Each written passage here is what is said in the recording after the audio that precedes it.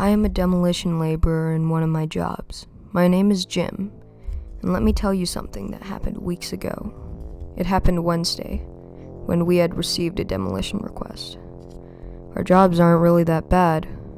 My boss would send me these locations to examine the building's exterior and interior.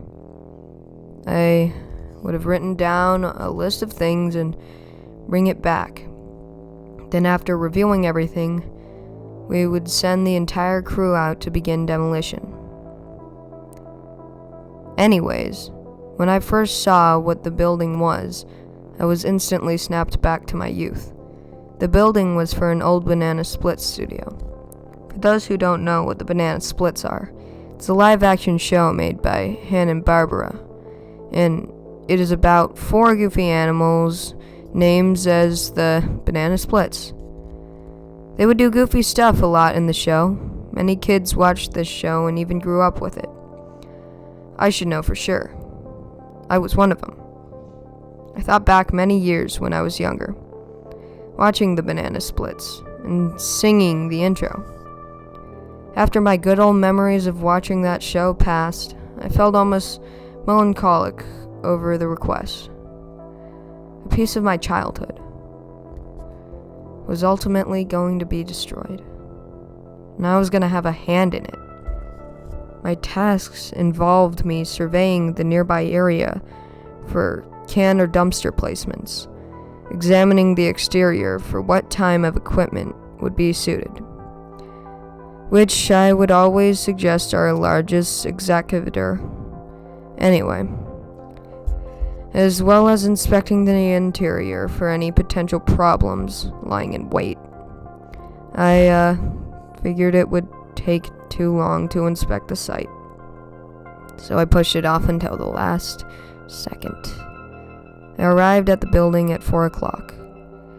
I pulled up into the parking lot and noticed the upkept lot itself.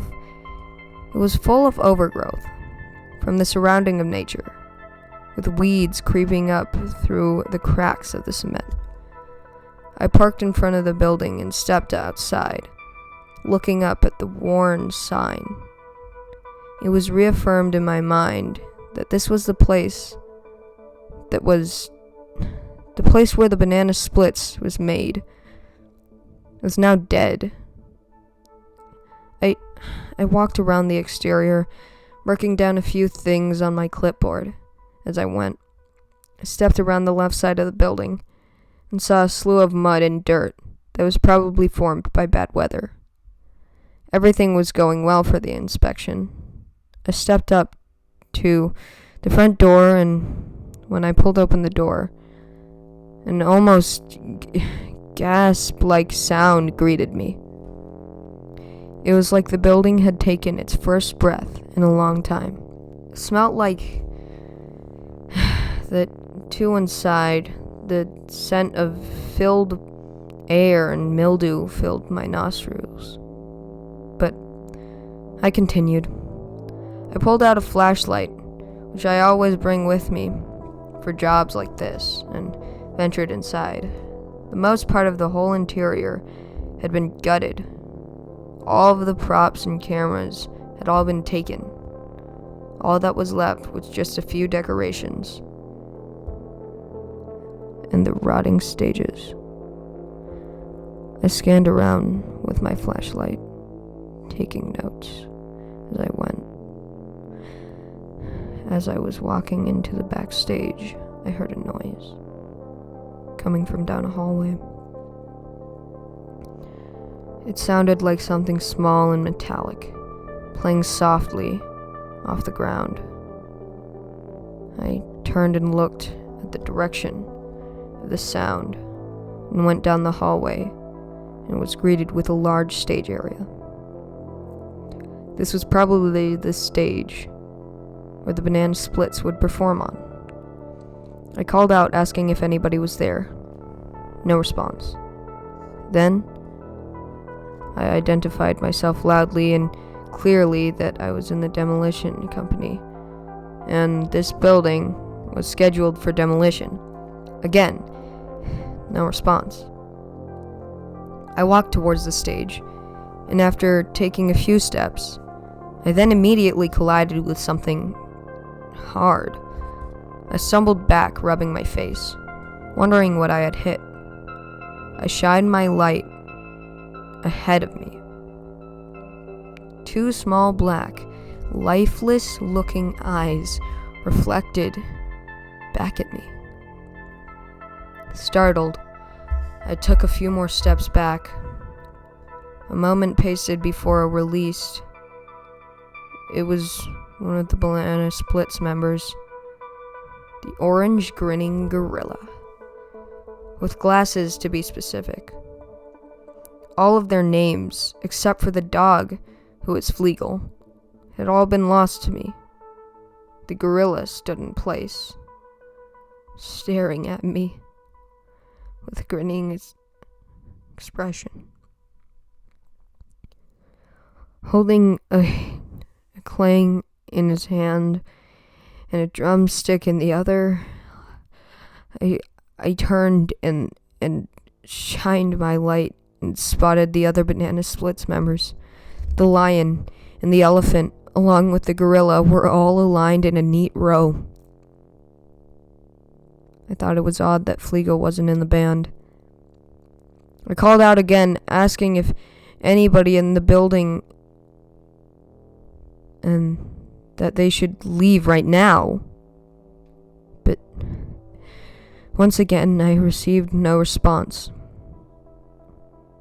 Then I heard that same metallic chime, but this time it happened behind me. Back down on the floor, I turned around and saw a silhouette of a large figure standing in the hallway. It was a really dark hallway, but I could tell by the way that something was standing there. I aimed my light and saw it was Fleagle. I was almost petrified. It was almost like if it was standing there this whole time. But clearly it hadn't. Or else I would have passed it upon entering the room. I climbed downstage and jotted down another note onto my clipboard. When I looked back up, Fleagle had moved. He was closer to me. I jumped back and said, "If anyone is there." Once again, no response. I feel like the environment and atmosphere had been getting to me and should just leave with the notes I have. I took a deep breath and passed the oversized beagle. As soon as I got my arms reach, however, its hand then shot out from its side, grabbing a hold of my arm. I shrieked and tried to pull away, but its grip felt like a vice around my wrist. With a series of clicks and motors whirring, Fleagle's head began to turn towards me. Its cartoonish-like eyes looked at me, and unlike its Banana Splits members on stage, they didn't appear lifeless. His mouth began to open, and grinding noise bellowed out. I know the series that they played by actors in suits, but feeling of my arm gripped onto the dog's arm didn't feel like a human waist gripping on my arm. I yanked and tugged on my arm. I even resorted to hitting the beagle's face. It felt like I was hitting a piece of metal. The pressure on my wrist was immense, but I kept trying to free it. I managed to wedge my hand under its fingers and pry it off of me. When I freed out my hand, I sprinted out of the building into my car. I drove back to the company as safely and quickly as possible. During the entire drive, I kept checking at the back of my shoulder to make sure that oversized beagle wasn't following me. When I arrived back, immediately I set my clipboard into my boss's office and ran to my desk. The people around me were questioning me about what had gotten into me. The next hour, I drove back to the site, but this time with crew. And I did another final inspection of the place. It was much different this time, with a large group of people. This time around, the air didn't feel so heavy, and I didn't feel so inverted. My friends cracked a joke about the good old days when they turned to me and noticed I was not reacting to any of their jokes. My friend, who was Boris, asked me if I was alright. I couldn't shake my attention from the empty stage where the banana splits were originally on in front of me. As the demolition was getting underway, I stepped outside to get some fresh air. As I leaned up against the wall, I desperately tried to catch my breath. I glanced down on the dirt and mud in the other side of the building.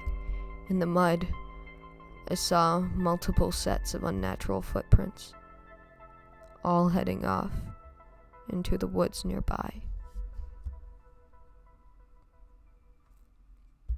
Thanks for listening to this creepypasta. It was written by Vincent Marucut 10292. I can put his DeviantArt link in the chat. Thank you so much for submitting this. It was pretty good. Thanks. Like and subscribe. Bye.